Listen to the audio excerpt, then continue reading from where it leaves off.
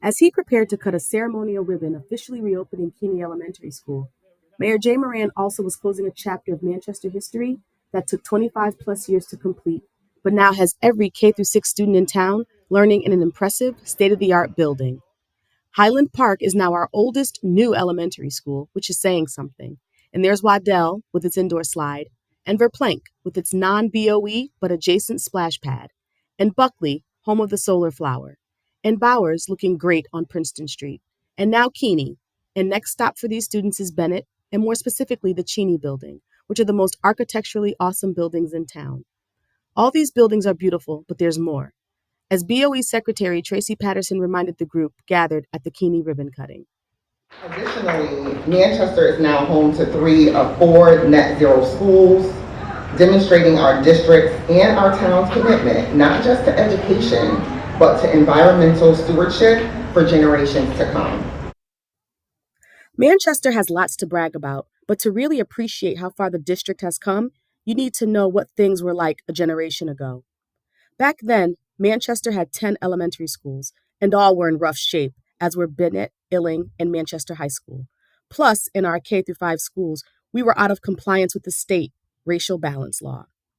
Committees were formed and studies done, and in 1999, a plan was presented to voters to spend $100 million to patch up the elementary schools. But voters said no.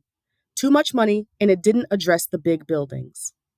3 years later, there was another plan presented, $139.4 million for a new high school off Wetherell Street, moving grades 7-8 into the current MHS building, putting grades 5 and 6 into the current Illing building, losing Bennett and patching up the elementaries. That plan failed too. Fast forward to 2012 and another committee, this one called the School Modernization and Reinvestment Team Revisited, and this brings us back to Keeney event, and to a local lawyer named Brian Murphy, who is now the town's building committee chairman. I sat at the first SMARTR committee meeting, and I was with the Representative Doucette and many others, and we were kind of wondering, okay, what's the plan? And so we talked about, we did a lot of study and data collection and planning, and we wanted to renovate all the elementary schools to include the latest technology, maintain class sizes, maximize state reimbursement, and other goals. And we came up with a plan, as Mayor Moran mentioned. And so here's a brochure from 2014, which said that, gee, after the SMARTR committee finished their work in 2012 and 13, and they came up with this timeline. And here's a timeline that says we would get the Cheney, Bennett, Waddell, Verplank, Bowers, Keeney, and Buckley all done by fall of 2024 opening. And guess what? We did it. Yes, they did it. And as Brian went on to say, it took contributions from so many people, most critically the voters of Manchester, but also members of the Board of Directors and the Board of Education, and school and town staff, and so many more. The SMARTR committee spent countless hours studying data and weighing options, and eventually determined that the best path forward meant having fewer but bigger elementary schools. And the community was on board this time. In 2014, voters approved an $84.2 million plan to fund work at Cheney, Waddell, and Verplank. 5 years later, voters came through again, approving $93 million for the Buckley, Bowers, and Keeney phase. As for the former elementary schools, Nathan Hale is being retrofitted for apartments, and Martin is now a preschool center. As for Washington and Robertson, we'll have to wait and see.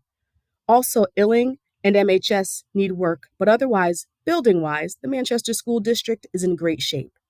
And with that, we'll go back to Keeney one more time to hear from Superintendent Matt Geary. Through 12 years of moving kids around, with a once-in-a-generation global pandemic thrown in, what we have happening in these schools are reading scores up by 3 points, math scores up by 4 points, science scores up by 9 points, deep investments in STEM. You're going to see the STEM lab. We have chronic absence down below 21% from a high of 36% during the pandemic. Again, adults doing a lot of work. We have mental health support for increasing numbers of mental health concerns with community health resources and counselors in schools, seeing over 300 students last year to provide counseling otherwise that they wouldn't have. At our secondary schools, if you probably read this, we understand the deep concerns about social media and devices. So we're going after the devices. We want kids engaged, focused, and spending less time on devices in secondary schools. And finally, these students eventually will go to the high school where we have added AP classes, we have more classes, more people taking tests, and 75% of students eligible for college credit when they walk out. 41 different courses at Manchester High School that kids, Keene Cubs, who are going to be future Red Hawks, can access. So sometimes, because it can't fit on the sign, we don't get to say all of those things. And this is my last opportunity at a space where people come to hear about buildings, to talk instead about what happens inside the buildings. And what happens every day inside these gorgeous buildings is magic. What happens every day inside these gorgeous buildings is magic. And to close, we go back to where we started. Do your thing, Mayor Moran. All right, you guys are going to give me a 3, 2, 1, and then we're going to cut, okay? So all the students give me a 3, 2, 1. 3, 2,